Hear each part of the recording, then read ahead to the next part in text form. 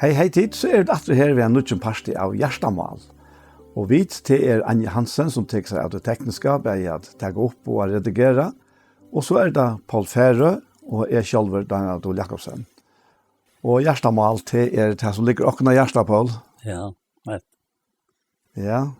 Jeg var videre for å nevne det, men til Rombrand 8 som vært framfyr med.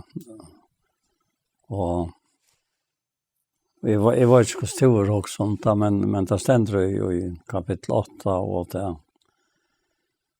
16. vers sier Anten selv vår vittne vi anta okkara at vi er badgods. Og så sier han langt nere i samme kapittel til at han tar seg om at vana vi til som vi ikke sutja, og i vers 25. Vana vi til som vi ikke sutja. Så bøyer vi tålen etter tog. Og så kommer røysen anten, vøykløk akkurat til hjelper. Vi vet ikke hva vi skal be om som blir å ravere. Når anten selv blir for åkken vid soffon, og ikke kunne sies, og han og i den sækergjørsten vet hva tror han anten sier. Det vilja Guds ber han for henne hele. Og så sier han, legger han til at vi vet at alt samver skal ta til gåa som elsker godt, ta vi etter rei hans her i kattel. Dette levde jeg etter framfyr, men jeg kan så igjen, ja. Og det ofte så at du vil gjerne være løyter inn og i. Hva ligger 18 for her, altså. At det løyter med alle som han tar seg om, man vet ikke. Og hva vet møter han vi, altså. Vi møter han åkken som mennesker, altså. Naturlig, ja. Men anten vet, og det jo akkurat nødja løyva. Akkurat, ja. Og det løyte meg så at jeg sørger til at i grunden skriver alle tar som skriver brøv, skriver om det samme. Det så åpenbering ved andanen, og også om til at høytningene hører vi til, da. Ja. Lika med det. Det var en pastor av til Lantamalen, som gjør det ikke ville gå til. Akkurat. Ja. Og jeg får så ta på en av veien til jeg heter kom ut og i 17. Petersbrev 8. Og vi vet at Peter, han var så fremmelig, da det kom til dette, at det var Jesu nær. Og han var liksom som ikke så stabile som Johannes, altså. Han la vi en sånn brøst, da. Ja. Jeg kjente langt bort fra honom, men allikevel så var han ikke 18 for Johannes, at han måtte han. Og han sier ikke så at han ble noen nekv om etter evne, gusser som til å lese ta, jeg leser også da, at enten av breven sier også sånn nekv. Og i kapittel 8 og i 17. Petersbrev, ja. Han sier til at først og fremst vers 20 må til vite til at ikke profeter i skriften i givet legna tøying. Aldri næka profeter kommer fram av vilja mennesker. Da drivner og hele antan og taler vi hele mennesker. Så her kommer det inn og inn til alle som taler profetisk, altså. Det kan vi ikke om det var det gamle testamentet, et eller annet det var det nye testamentet, så var det anten som taler i jøkken tar. Akkurat, ja. Og det er rettelig spennende, tror jeg, at han sier langt i første kapittel, 17. breven, og i vers 3, ja, at alt vi hører til lov og gods, at det hever goddommelige måtter hans er givet oss med kunnskapen om han, som kaller oss med dårlig og kraftsøyne.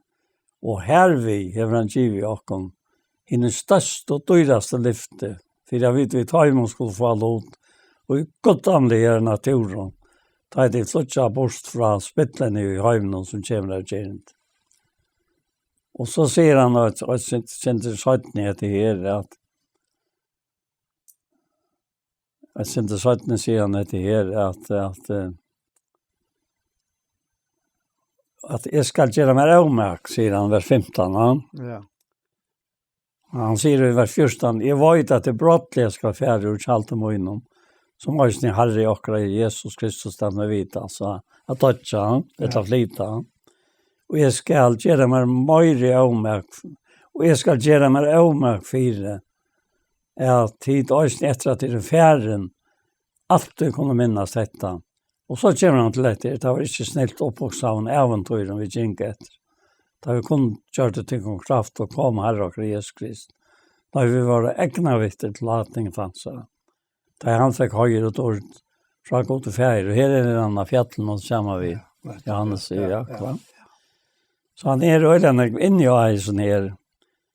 Og så nevner han en erfaring som han også driver fram, og der kan stå og lese han. At det har glemt. Altså, det är att glömma rönsan att det var snutt så han. Det står som kvar hever detta. Så säger han och inte hever detta är blintor, stottsiktor. Han har glömt rönsanerna från den gamla synd och så in. Så att det har alltså utlockande till den nutja liv. Ja. Ja, helt klart. Ja. Det är det. Och det är ju landamal i ödlom. Ja, det är landamal i ödlom. Det är det som Jesus kom för att göra. Ja. För att främja det. Nettopp. Vi var som människor så det var också först för äldre som sitt för så var vi född dig. Ja. Andaliga dig. Ja. Det är ju synd och misstjer som det har sagt i Efesosbrevna. Ja. Men det var ju tog att Jesus kom. För att ta sig av tog. Ja. Att ta sig av time och bavon syden av det. Det ena var så att ta okkara dig och se. Ja. Och hit var så att ge okkon sitt liv. Sitt uppräkna liv, va? Ja. Och det är det som faktiskt alla brövna handlar om. Ja. Alltså det är hövudskattnen i brövna. Ja. Allt faktiskt gånger ut härifrån. Och det har blivit så spårning om vi där ofta in i att men om det är nutja liv vi Kristus och i Kristus ettla ta gamla naturliga liv, ja. Och vi som än är ju likamnon, vi ber upp på ta gamla människa. Ja. Självt om det är ju detta. Ja. Och för god det är det släkt till då. Ja, nej. Men det som är det mest till är för att också om ända vi som är även. Ja. Det var det att mot gamla människor ville så gärna blanda sig på i. Hur jag skulle skilja det som är det. Ja, nettopp, ja. Och det viskar för mig akkurat som det här vi antan om är visst inte. Det är samma det gamla människor. Ja. Så viskar det som en kappingarnejte till det gamla människan. Det är väl att släppa bestämma hur är fäta i det andaliga. Ja. Ja. Och det minns det är att ta i bland något som vakter på sig ordtog i att låta vara färre bara. Alltså synta lika med. Alltså det gamla människan var ju krossfäst vid Kristus. Ja. Och det var fyra att synta lika med skulle vara ett lunch. Akkurat, ja. Och att det är otroligt avvärst. Ta ett och först till döms in i 4 Korinthierbrev 14. Och han säger det här att han som talar i tångon vers 2, ja, talar inte för människan, men för gode. Anken skiljer han ju. Han talar i antan om landarmal. Ja. Så hade det något annat än akkurat det här. Ja? Ja. Och så säger han, men han och profeterar, talar människan till uppbygging och användning och tröst. Ja. Och det är nettopp det han säger om profeterna, att drivna av hela andan och tala och hela er män gods.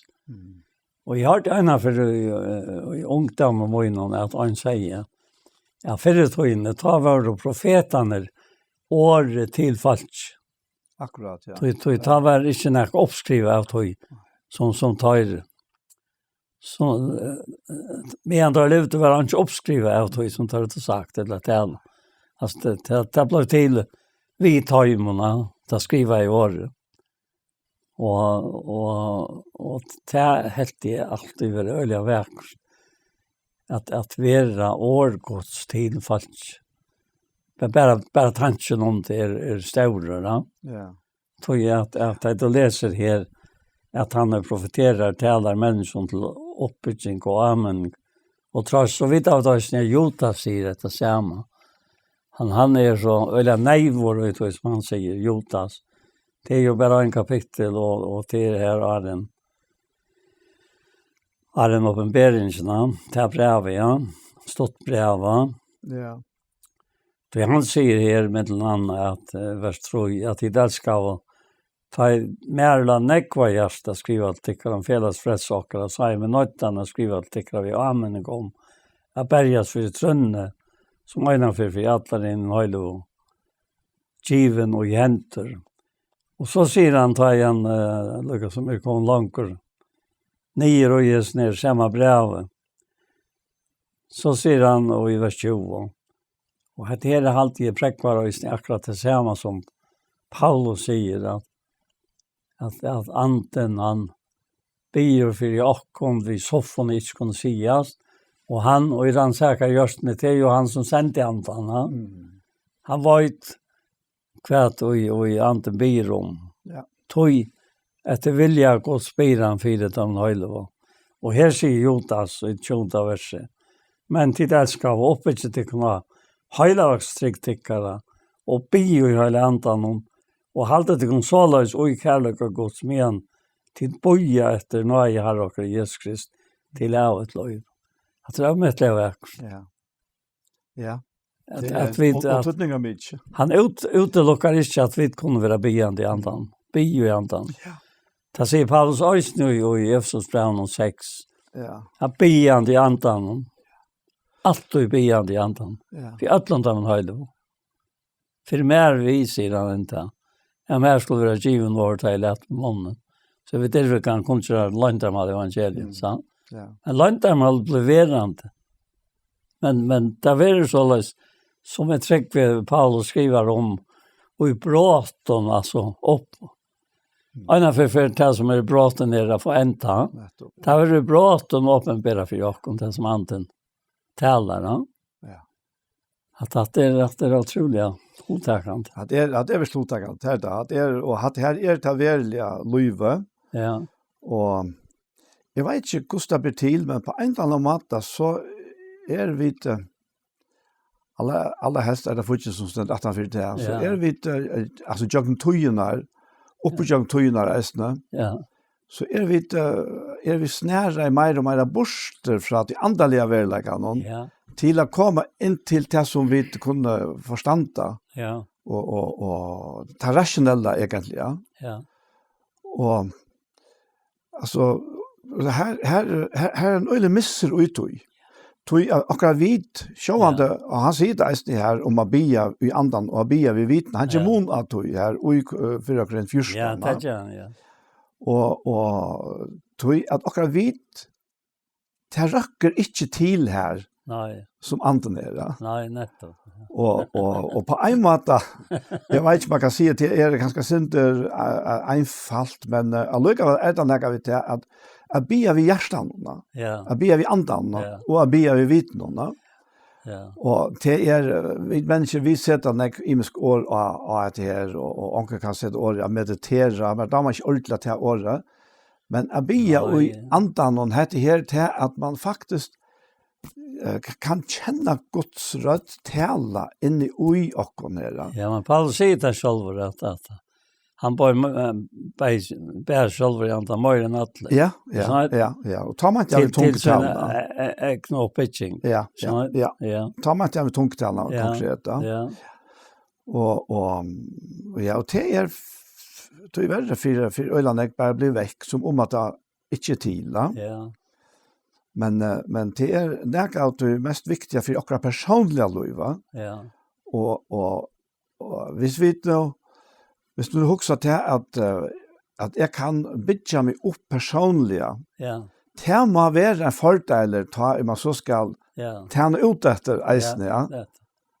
Det er, Og jeg kan ikke sette en teknikk av det. Hva det å bli i andan. Det blir ikke til da. Men det den beinleies relasjonen i midtelen, god feiren og sonen. Vi hele andan og jokkar innere mennesker. Og til her ufra og i all nøye og kraft og trygt og verja og alt det som Jesus ombøyde han tjekka hjørne, det bor i okkom vi hele andan, og vi hele andan så vil det giv i okkom.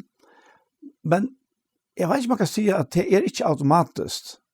Nei, det kan det ikke. Det ikke automatisk på den måten at annars har han ikke sagt, som jeg kan lykke slå det opp her i Kolossebrevnene. Ja. Han sier det her Kolossebrevnene til 3. kapittel. Ja. Han sier her, første vers, at tid ta opprast vi Kristus, så søker det som omanfyr Ja. Her Kristus sitter vi høyre håndgods. Ja. Trai etter tog som omanfyr ikke etter tog som av gjøren Ja. Og så sier han, tid jo deg, og lovtikkere fjalt vi Kristus og i gode. Og her så står landamal at vi må hava bæg i året og andan for at vi kunne få fætro ut, ja. Ja, han sier også... Nei, jeg også sier at hvis det var bare purat automatisk, så har han ikke sagt at jeg skulle tro etter det, ja. Nei, sjålvan det. Og han sier eisen her, og i 4.14, om at traje etter en andal i gavn. Eisen Peter sier, traje en sånn uifølt. Ja. Men det nå hefter vi sin til Johannes, så kan man godt si at bei første kapittel, andre kapittel, 3 kapittel, et andansverk. Og i kjøkne Johannes. Det han sier i første kapitlet at vers 9 Johannes som brøvertikker og har lovtvittingen i trångten, i rydsen og talen og Jesus være i øytene som kalles Patmos for i år Guds skuld og for i vittnesbord av Jesus skuld og jeg kom og i borterikken i andan. Det Herrens. Hørte at han fyrer med og herre rødt og han så lurer og jeg sier det som du sørst skriva det og i bok og sendt det til hina tjej samkomna Jesus, Smyrna, Pergamos, Thyatira, Sardis, Philadelphia, Laodicea. Og jeg venter meg da, jeg sutsa hva det var for rødt å tale med, og ta jeg venter meg så i kjell ljøsastekkere og godt. Og mittlen ljøsastekkerne, og en som luktes mennesker sine, klattene i Felsjøen kyrsten, for godt belte, spett og brøst. Hatt og herrens var som kvitt, ått som kæve og eie hans som eldsløye, og føtter hans lukte skuinade malene til han gløtter i alnen og rødt hans var som mengder av vattna. Og i høyre hånd har han tjej støttner, hvor mange hans gikk ut, tvojetja kvassvør, og æsjon hans var som saulen til en skuiner i kraftsøyne. Og taie sa han fattelig som deien i 4 føtter hans. Men han leier høyre håndsyn av med og sier, øttast ikke, i en første, hin sørste, og hin livande, vær deier med hekk, livande i aldrade ræver, og hever deg, liklar deg hans, og deier utsins, og skriva til det som du sa, speg det som og det som hentas skal, lantar maler om mina tjej støttene som du sa til høygrund møyne, mina tjej ljøsastekene av godle, støttene tjej og anklar henne tjej samkomma, og ljøsastekene tjej i tjej samkomma. Så kommer alt dette her, Rottlandet fram og i kapitel 2 og 3. Og vi vet at det Jack han skriver akkurat om fakta, bæge og i tatøy og nøtøy og framtøy til disse samkommer. Og da han skriver til Efesos, så sier han til at de skriver til andre samkommer i Efesos, og han endar kvarja for vi ned han som øyre hever høyre til som anden sier vi samkommer. Alltså det är otroligt som det är som det är innehåll och utøy som han skriver. Och här finner du så att mannen, hur han upplevde att vara riktigt borster, hur han upplevde att han borde skriva det som han har det talat till sig. Akkurat så som Anton vill ha det av er. Ja, akkurat, ja. Det är så det är inte några som är gått bort i skriften. Nej, slett inte. Nej. Det är det inte. Och vi kan vara så öliga glada för att vi har som den Johan Berg och Antarna. Ja. Tog att det som uppbyggt tog långt ta i Paulus skriver. Ja. Det som händer är att människor på en eller annan måte affärer, man kan säga, i antallet självsvinka. Ja. Och blev så upptidsen av antallet åbenbäring. Ja, nettopp. Ja. Att det blev fullkomliga förkärsta. Ja. Och förskruva.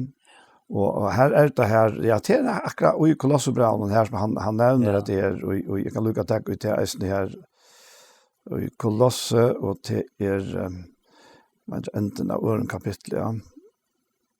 Här som han säger här,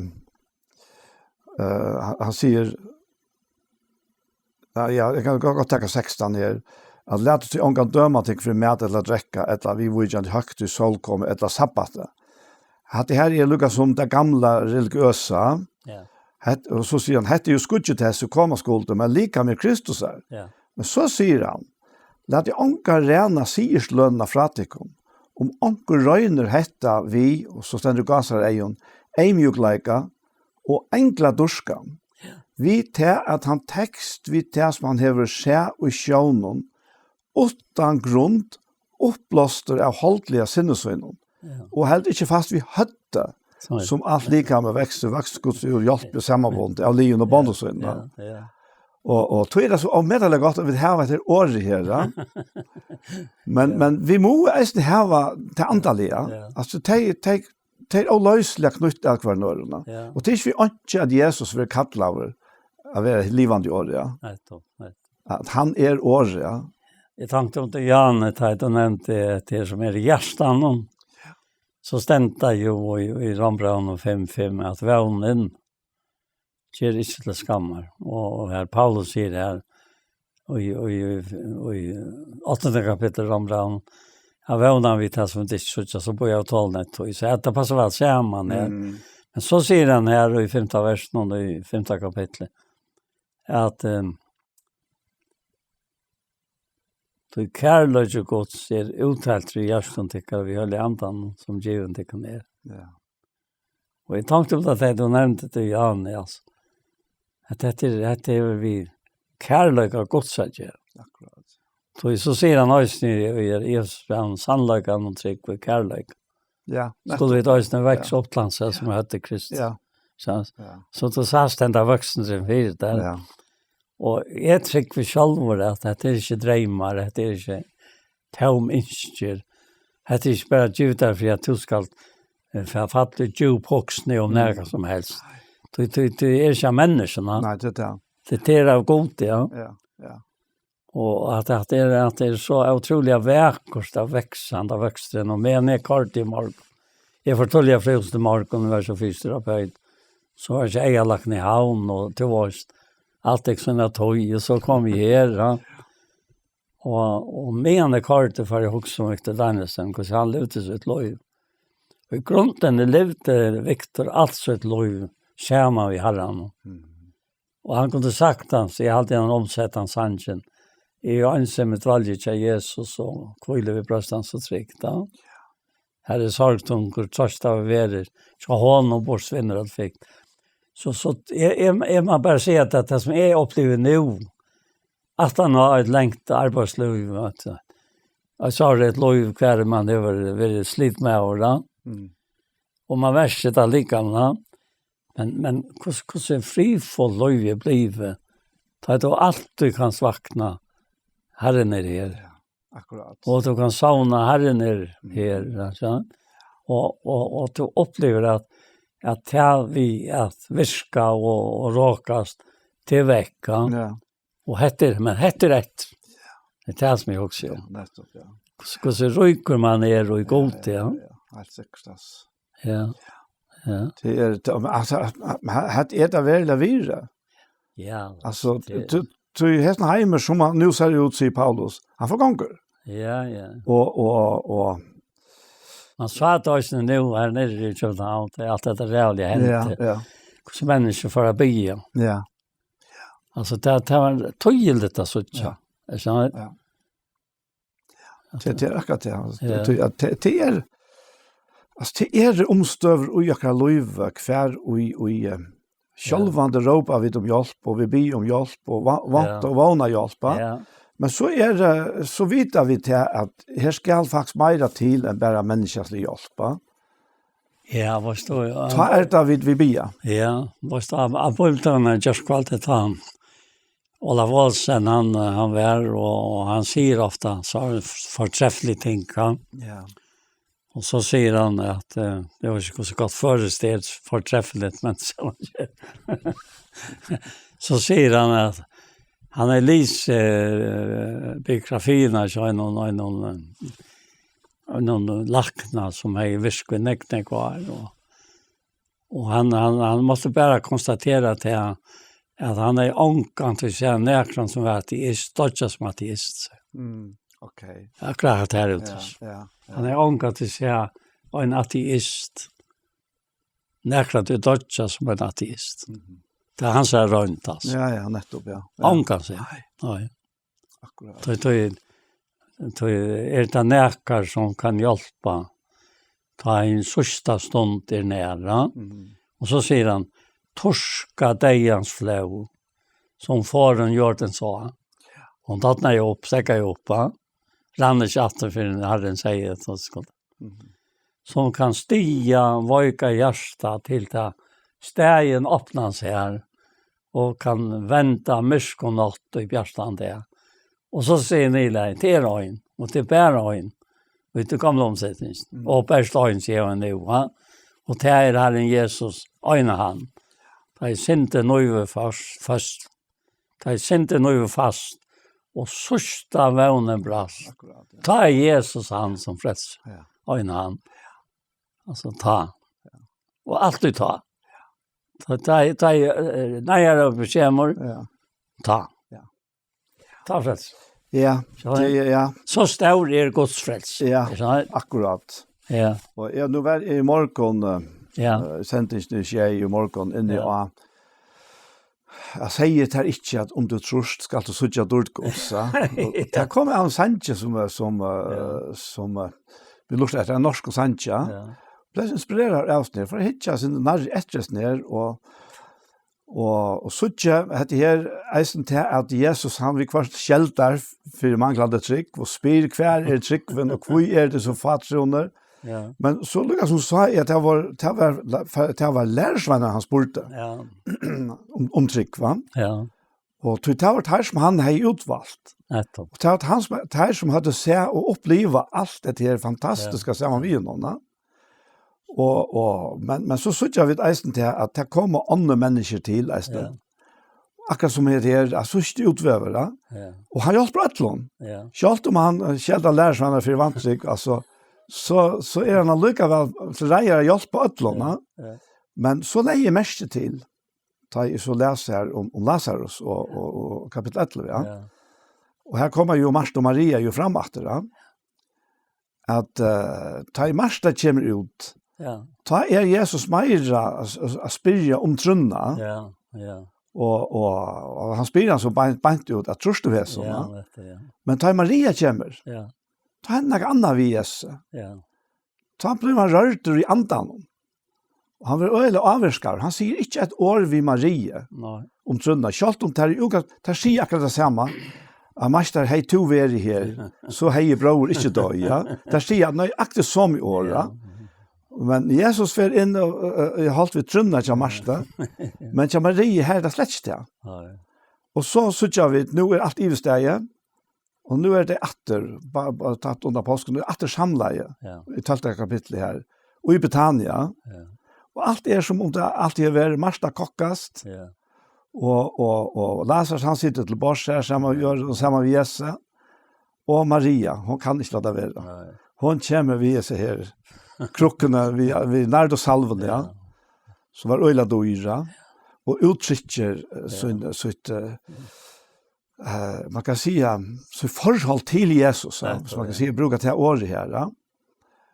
Och så spårningen är nu med vi är alla människor och vi är imenska stövona. Ja. Här du nämner skalt ateisteren. Ja. Han släpper inte dodja som ateister. Han kan det inte, och allt gott om det. Men och så är det alla vanliga människor och vi robotlansar att ta och ta vid är nej. Och han hjälper. Ja. Han svärar, ja. Och så är det för mig är det som om att ta förhåll minnen om lärarsvännerna och är ju mars det. Ja.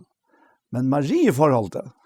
Det var förra som Maria och faktiskt Eisen Johannes av lärarsvännerna hade vi Jesus till att vara ett annat, ett intimare, ett starkare förhåll som heje. Hejen är, jag vet inte vad jag kan säga, för kärstår jag brukar dåligt, men hejen en annan glans i oss här. Men vet du, detta här är det som han är atla och ödlom. Jo. Og det er vi heile andanon som bor i okkom. Ja, passa. Ja. Det borde det. Ja. Og han arbeider vi hver enkelt av okkom på hver som mat. Altså, ingen av okkom kan samanlukte okkom vi hver annan. Ingen av okkom kan se okkom støvende til hver en øron. Så det er ikke her, det er ikke formularer, ikke formaliteter. Men det er en hjertesak. Men det är så anten kom. Ja. Och tar det finns arter la boja in till, no. Och tar Jesus i färden uppa och så kom tjänga tar det ner och anten komma. Ja. Och Levo kom och allt det där. Och ölen folk var stått där då. Så är det Johannes som står fram. Nej. Det var det inte. Det är tanke det var. Simens det då. Det är Peter. Ja, så Peter kjente til å filtre andan. Jeg tar kjent at du går. Ja, jeg mener ta andre gång. Ja. Ja. Og det var jo nettopp til Jesus tar seg om i hans jeg. Ja. At den som tror han med lov i hans skole som skriften har sagt, renna strømmer av livande vatten. Ja. Og du ser hvordan det renner ikke noen Peter. Altså strømmer han der ute i talen, ja. Ja. Helt visst. Och detta säger han om antan att jag skulle få som tror jag han till antan var känner av Jesus var känner vår folkkomna. Han var känner vår folkkomna var svärd dem. Och I alltid haft det här. Hatt jag har säkert haft ett. Jag hatt det är lov. Ja, hatt det lov. Hatt det lov. Ja. Ja, och här ständ ju om dig och här var ju 120 till stigar, va? Ja. Att det var öllfyllt vi hela andan. Ja, öll var fyllt hela andan. Och sen till Tai Peter så sattne tai han ska vara Cornelius så. Och han är här så hon som bor tatt vi checkven här då. Ja. Jota satan. Nej. Ja. Simon Garvarna. Ja, Garvarna. Ja. Och så för Peter upp att att be ett land och han kommer bort sträckning. Och en dokor som en lier. Vi alla möjliga om mäte. Och det var orange år som var kört till. Och hade en bil han han vill aldrig nästan en orange, säger att det sammanspelet som ser i mitten. Att männen som Cornelius säger sent för av er. Och Peter färdes uppenbarelserna. Och nu ropar onkor. Ja, det bor Peter här. Ja, han bor här. Ja. Och Peter han upplever det här. Hötningar, alltså. De kommer till rätt med här. Men han vet han som skulle. Han är lidselen till hötningarna. Ja. Lät upp för hötningarna. Så det är Jesus sagt vi igen. Ja. Och nu upplever han kvantutning här han där sjön.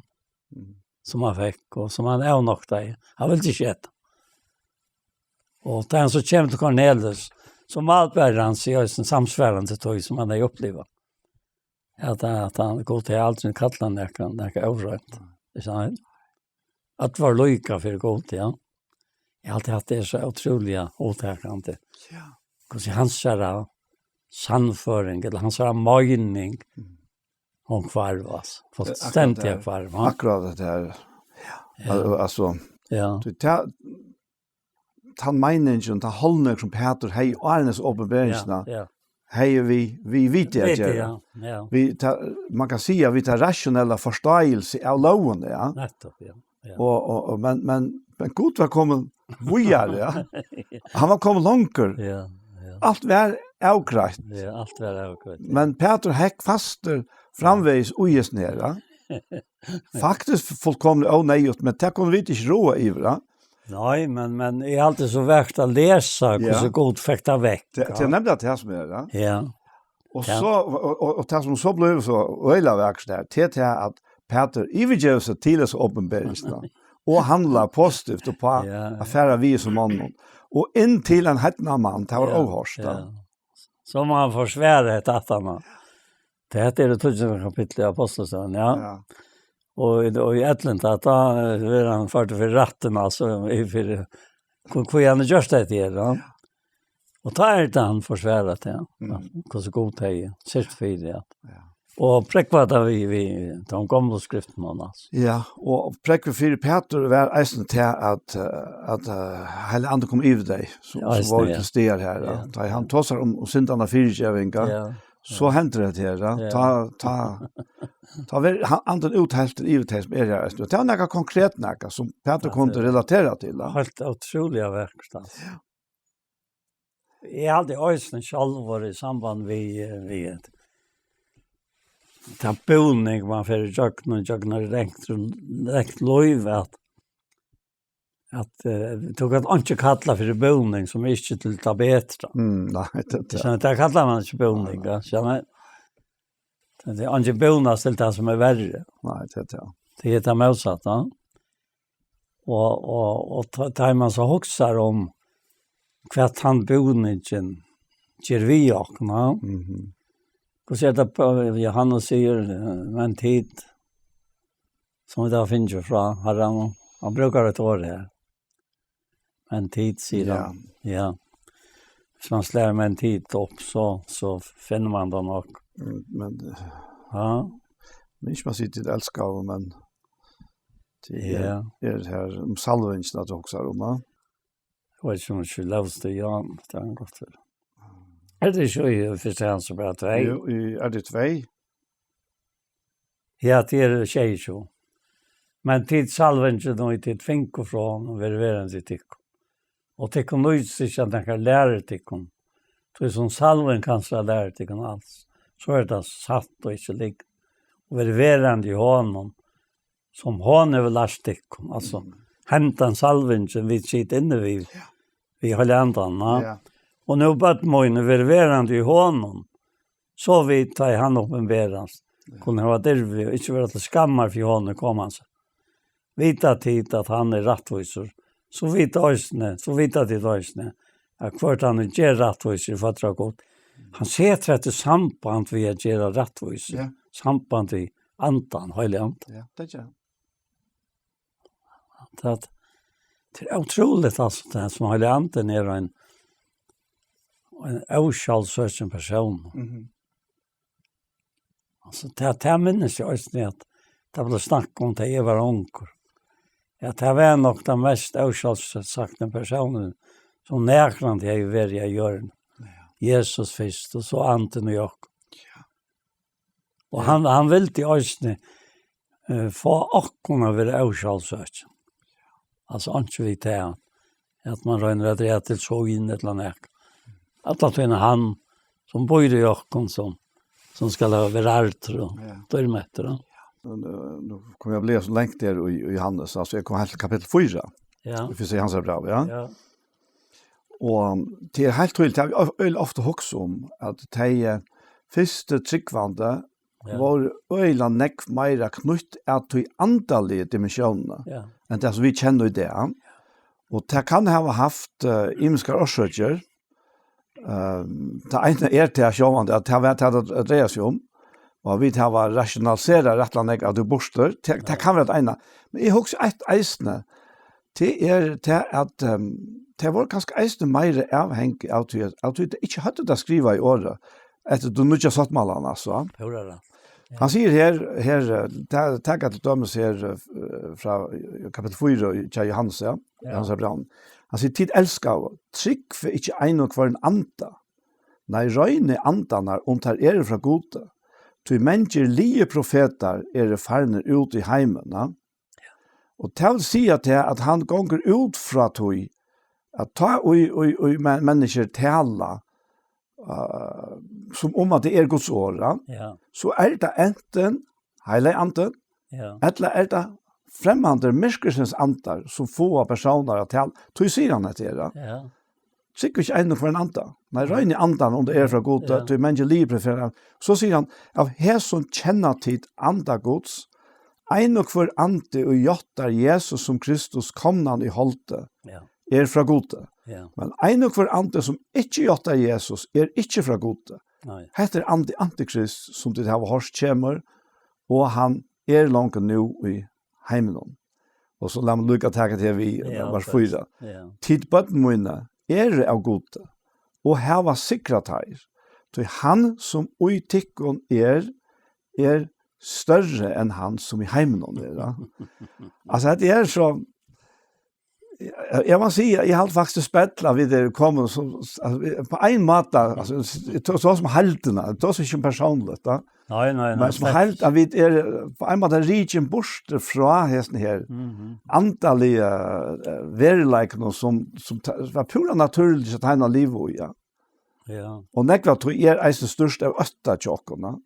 Men då han eisen inn i at tar av heimen. Ja.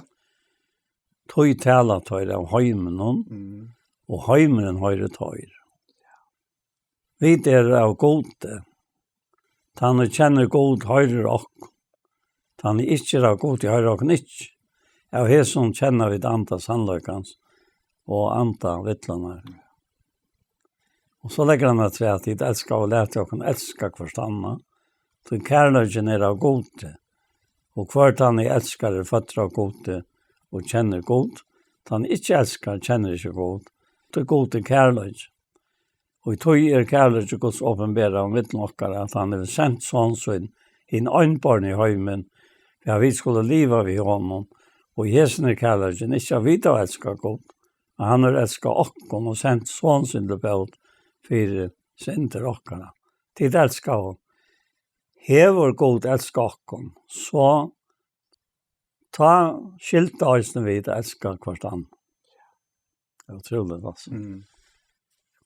Hatte Johannes. Ja. Det hatte det. Og det så, og her vil det slige så øyla fast, at god kærleitja. Og kærleitjen vil så avmedelig han jeg nevnte, eisen jøgne brøven, ja. Og kobla sammen vi antana, og kobla sammen vi goda. Og hva det heimene det har bruk for? Utan verilig sanna kærleika, goddomlig kærleika. Det det som vi alle har bruk for, og som vi alle innast inne tro etter og stunde etter. Det Guds kærleika. Ja. Det grøypand, ja. Og det eneste vi kunne gjøre i til sambandet, det å ta imot det som kærleika som han har givet oss, som han visste oss. Det var noe som jeg leie ut der i Tjar, ja, i Tjar, ja. Det glede tar sammen vi sorger tar.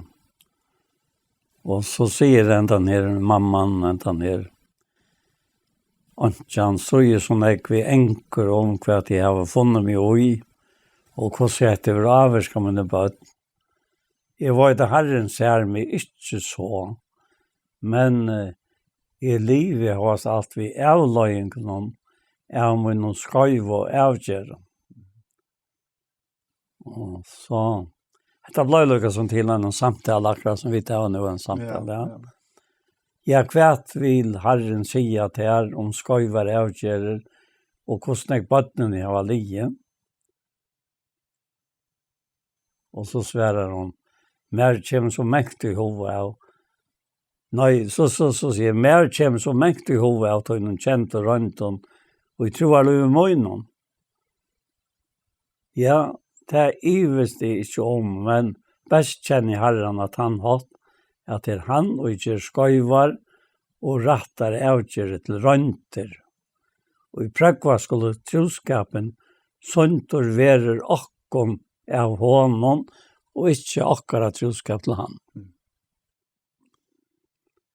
Og jeg ble så glad i akkurat det jeg ser samtalen her.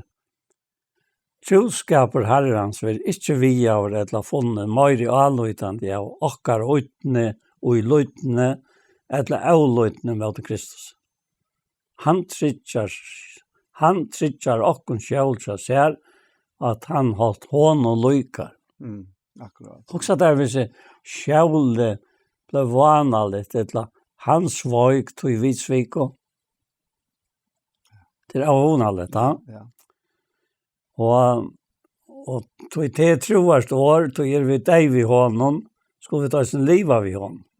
Halta vi det ut, skulle vi ta sin rå av i hånden. Nok David, skal løsne han nok til okkon, eller gjøre okkara. Vi et avtrykk, ver han til verande trykk for, tog nok til seg selv, han kan han ikke. 17 Timotheusbrev 2, 11 og 13. Altså så tatt vi knytt til han. Ja. Akkurat. Her er ikke nivet. Her er ikke nivet. Nei. Og så sier jeg etter til entan, jeg tog ikke å finne halt I nøkron av tøymen årsøkken tildekke til grunn for det vennlige som støver tøyne og badlene. Vennlige som støver tøyne og badlene. Om jeg ikke kom til tøyne just at han at Herren løye med, jeg nok da Herrens troskap med det tikk. Altså som sendte på. Ja, nettopp, ja. Skjønner? Herren sier røyne og løytales og guster skal møyne for god og fjerne ved dette, vitja feiles og ønsker I trangtorra, og halda med avtalkene av høyden, Jakob 8:22. Til å si at utinti ikke til Herren legger mer av hjertet med å stikken, hei nok da lyfter Herrens til tøyne og bøttene, og kom I undertante av med god nøytest at nok da med, og I munne støvetekker med å stikken. Tog svøyk og trofast og tjenest Herrens motvis tikk. At Herren, han tog så vel å vente tanken og sjakken til så en troskap, og ikke fokusere på om vi mislukket eller vellukket. Akkurat. Ja. Tog han brukar allt. Han brukar allt det som, han øyer alt å bruke. Ja. Til at få människor. Och det kanske Peter ett av bästa döm om som vi har, va? Känner du? Ja. Helt avgjørst, og tog, altså, vi jo I heimnon enn, men vi ikke av heimnon. Nei, det det. Og til at vi I heimnon, til avvarskar så til at vi I struje, men til troarna struje. Ja, det sier jo det, ja. Bergast, fire trønne. Ja. Nettopp. Ja. Og det blir reist av det personlige planen, og en enkelt av åkene. Ja. Men I øtlo for, lukka mye hver vi finner noen selv, ja. Det dere lyta av han. Da sier dere alle av han, og at han elskar dere. Ja. At han fyr dere. Ja. Jesus fikk jo navnet Immanuel, som god vi okkon. Ja. Han ångant imot okkon. Ångant i, minst til det. Han alltid vi okkon og fyr okkon. Ja. Og til, man kan si at det brikven. Trykven brikven. Ja. Da vi ser dere alit av. Akkurat troar alit av han. Ja. Ikke vregar okkur, men hever fakt nokkurna. Så jeg tror på en måte, hvis du også har de her tankene som litt ugjøsne her, så det godkjønner. Ja, nettopp, ja. Jeg skjønner? Jo, avgjørst. Og til utrolig hva det bygger opp. Ja. At du måtte svitse til som kan ska döma sig själva när så vi harran. Du det avskräcker sig Guds troskap. Så kan stå i skelter för att döma dig etla en så stora mamma som är så. Ja. Hvor er to i dømer tjenere annars massa? Ja. Men ja, jeg alltid at det kommer av mal i hessen her. Ja. Men kanskje du blir sammen med Jokon og Arvid enda? Ja, og feir vid takka til her. For hesa samtalen, og tog også at det lagna hjärsta og æren at det skulle etnast. Og tog vi vite til at det ikke to som er setnast. Men det to og Jokon som sangren sier at sannhjärsta, höjlighjärsta vilja vi tarre. Under tog valt, lägga känslor och allt. Rat i röjna och drev och kunna till tog. Och ärena öja tog skalt. Och det är vi inte. Jag sitter efter vi. Jag tog fäxt ärena. Och det är vi inte efter. Att det som höjra skulle sitta efter vi. Att Herren fick ärena. Han var han som röstade mig upp att. Han var han som visste mig att det är anka grund östast. Skulle han inte sist för att ta en bötten som bara är en av mamma. Kvars färger färden. Jag tycker det av. Sannliga ger han till. Och vi kommer säga och längt ut om till. Till anka vittlöjningar som nämnda är det. Till anke herre som vi kan säga hatta mäkna i godit. Nej. Han kan allt och mer än allt. Längt ut om det som vi ber till att skilja. Så tack för att vi har kunnat sitta här i det. Tack för Anja som så trofast omakon här och färda upp av band och så arbetar till en sändning. Och tack för Daniel. Och tack för föräldrarna och botjarna. Och allt som vi ska vi som värst när de är och vi gav och färger. Och tack för att vi kunde vara samman i salötna. Och vi tog sånt här som har upplevt kälk i hese tog. Och gav och färger. Vi låser det här värst jag börjar vi att allt som vi ska ta med till gå som älskar god. Tom som heter Rai Hansar i Katla, og så jeg tog Katla i som døven. Jeg vet ikke tala, men vi har alt kjent kjeltkene av tog som hent, og god og fæger. Tog først til han på sjur som ingen annan kan få. Tog først alltid vid det gåa. Og Jesu navn i amen. Amen. Så er vi kommet til enden av Heson, parten av Gjerstamal, og vi færre at takka for Hesfer, og vi til Anja Hansen, som stender for det tekniske, bei opptøkke og eisende redigering, et megnararbeid, og så det Paul Ferre, og jeg selv Daniel Adol Jakobsen. Vi sier 1000 takk for Hesfer. Og la meg lukke litt til at om du har hva suttja parter som har vært av Gjerstamal, så finner du inne av YouTube og Iktus Sjånvarsp. Og jeg sier partene vil så kvart eisen senter av Tjei Kristelig Kringvars som høyres om Atlantefaks. En annen for 1000 takk for Jesper.